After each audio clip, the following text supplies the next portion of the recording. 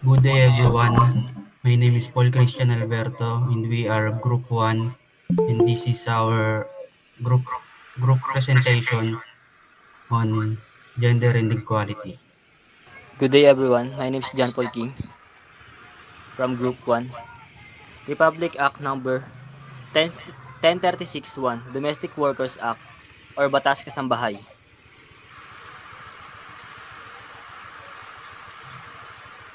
Republic Act number 10361, also known as Domestic Workers Act or Kasambahay, as signed into law on January 18, 2013 in the Philippines.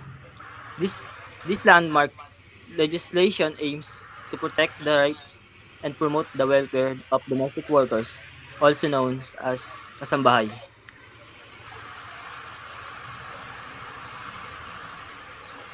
The example of this law is that the kasambahay must have 3 meals a day, sleep 8 hours a day, have proper rest, and must have assistance in, in case of illness or injury.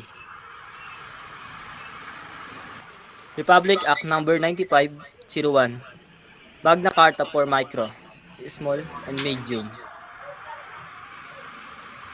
Republic Act number 9501, also known as the Magna Carta for Small for Micro, Small and Medium Enterprise or MSMES, is a significant piece of legislation in the Philippines aimed at promoting entrepreneurship and support the growth and development of MSMES in various sectors of the economy, particularly rural and agri-based enterprise.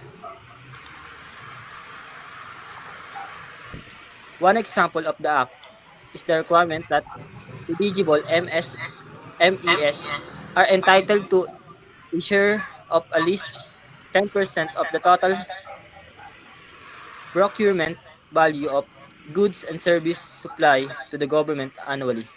Good day, everyone. My name is Ray Allen Canshaw, your reporter for this law. Um, Republic Act Number 7699, the Portability Law.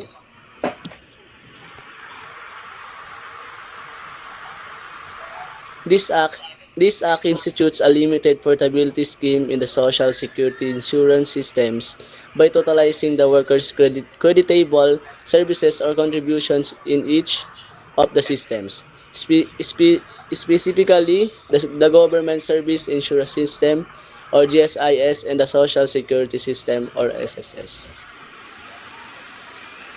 And this is the example. An example from the Act is the provision that all creditable services or periods of contributions made continuously or in the aggregate by a worker under either sector shall be added up and considered for purposes of eligibility and computation of benefits.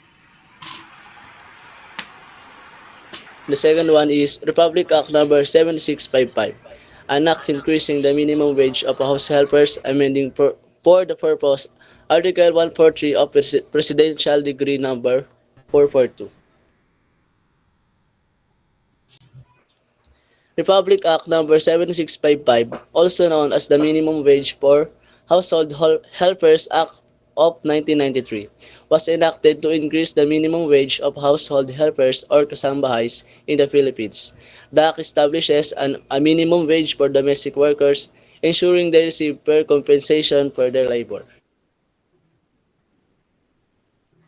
And this is the example. One key example from the act is that it sets the minimum wage for kasambahays at 30% of the minimum wage for non-agricultural workers in the National Capital Region. Thank you. Republic Act number 7323 Special Program for Employment of Students. Republic Act number 7323, also known as the Special Education Act of 1992, aims to provide for the establishment, maintenance, and support of special education centers for children with special needs. Provision, provision of educational vouchers to qualified students, which can be used to cover tuition fees, books, and other educational expenses. Republic Act Number 7305, Magna Carta of Public Health Workers. Republic Act Number 7305, also known as the Magna Carta of Public Health Workers in the Philippine Workers, is a Philippine law enacted on March 24, 1992. It aims to promote and improve the social and economic well-being of public health workers, ensuring decent working conditions, benefits, and career development opportunities. Benefit outlined in this law is the provision for hazard pay, which compensates health workers for the risk they face in their profession, such as exposure to infectious diseases or dangerous environment. Thank you, Mr. Alberto. By the way, my name is Andrew P. Maranan. Republic Act Number 7322, increasing maternity benefits in favor of women workers in the private sector. This legislation reflects efforts to promote gender equality in the workplace and support working mothers in balancing their career and family responsibilities.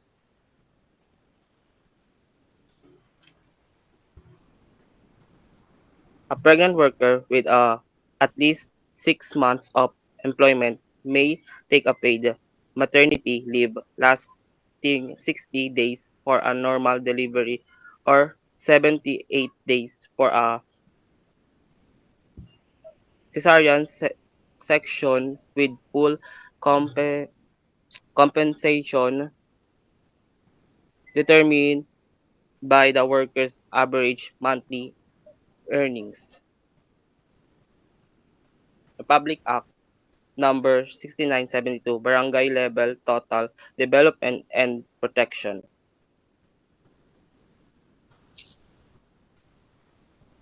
Of Children Act. Republic Act Number 697,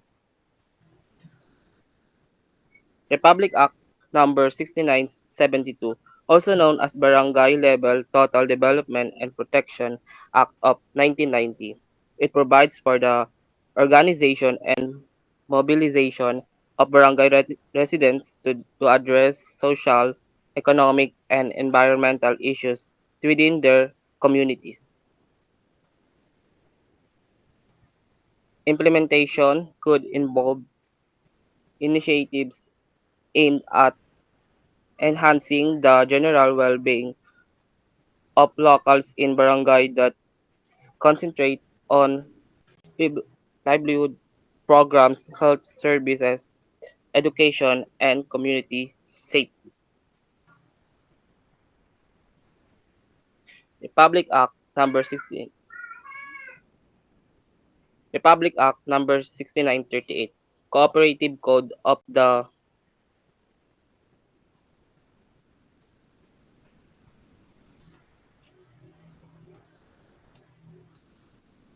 Republic Act number 6938, also known as the Cooperative Code of the Philippines, was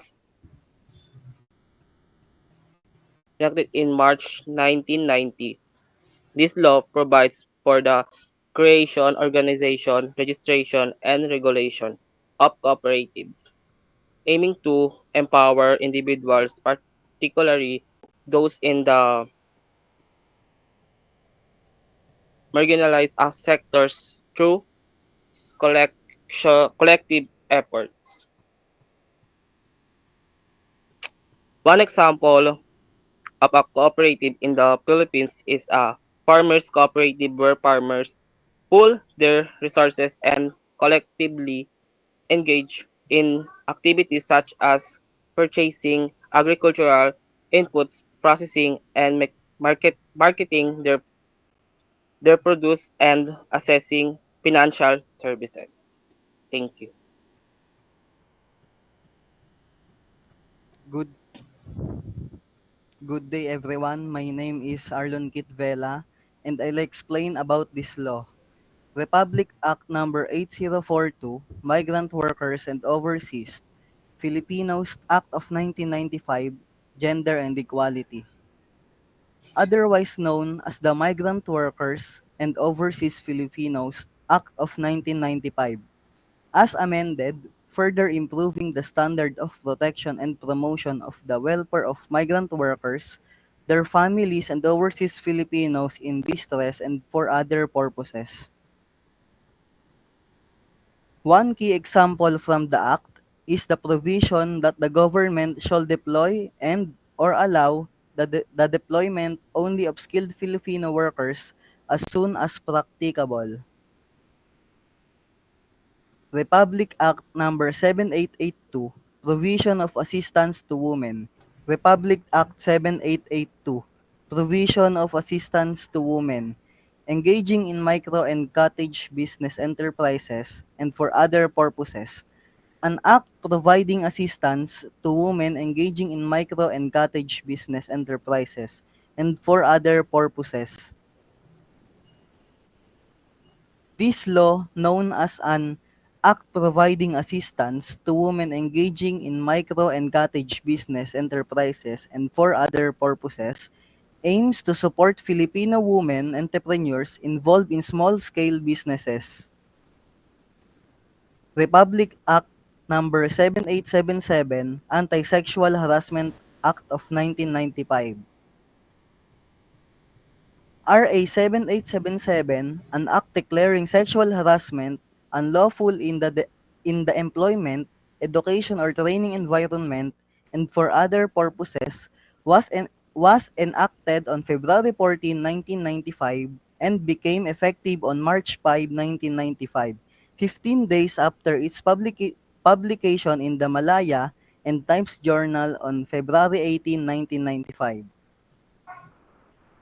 Example from the Act is that it defines sexual harassment in a work-related or employment environment as making a sexual favor a condition for hiring, employment, continued employment, or granting favorable compensation, terms, conditions, promotions, or privileges.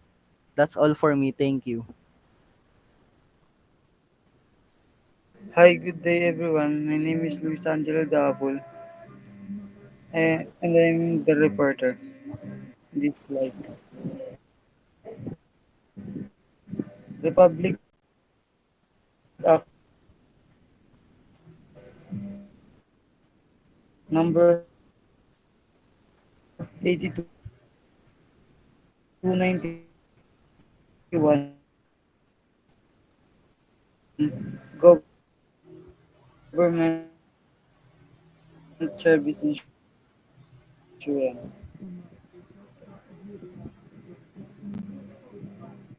System Act of 1997.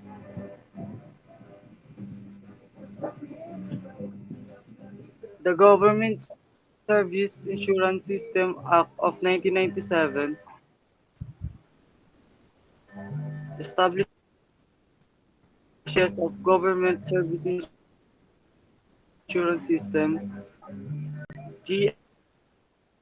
GSIS in the Philippines, providing mandatory membership, contributions, and various benefits for employees, including life insurance, retirement, and social security protection.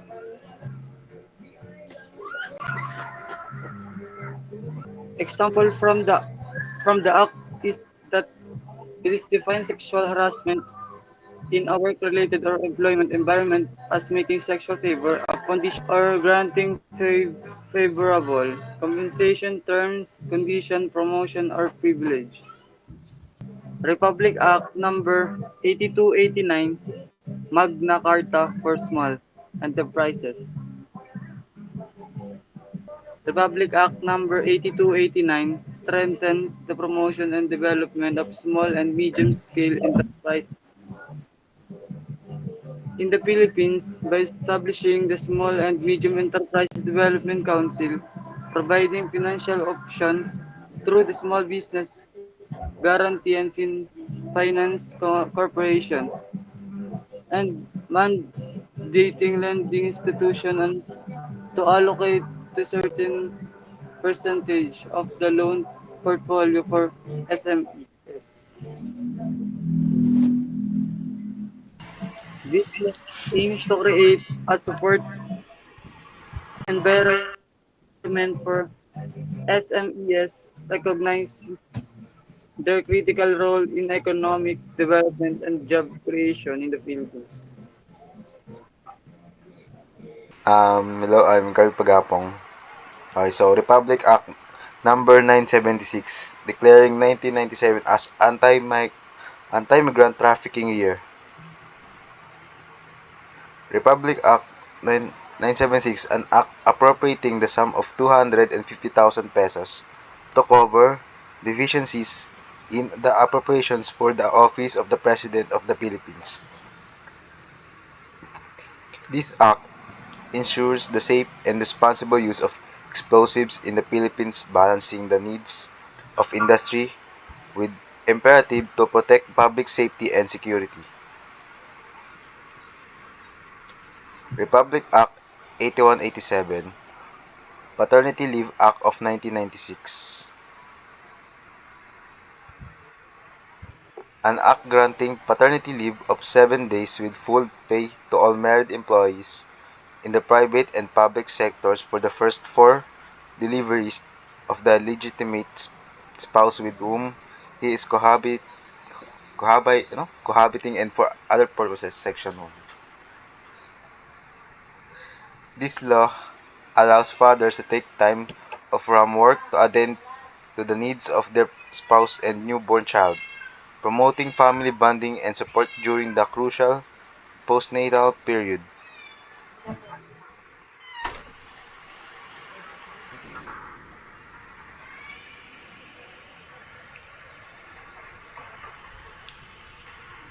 General Appropriation Act of 2000. The General Appropriation Act of 2000, also known as Republic Act number 8760, appropriated funds for the operation of the Philippine government from January 1 to December 31, 2000. It defined the national government's expenditure program and funded various programs and projects for that year. In 2000, the Philippines government passed the General Appropriations Act, which allowed allocated funds for various government programs and projects. This included budgets for education, healthcare, infrastructure development, and other public services. The GAA outlined how taxpayer money would be spent throughout the fiscal year, ensuring transparency and accountability in government spending.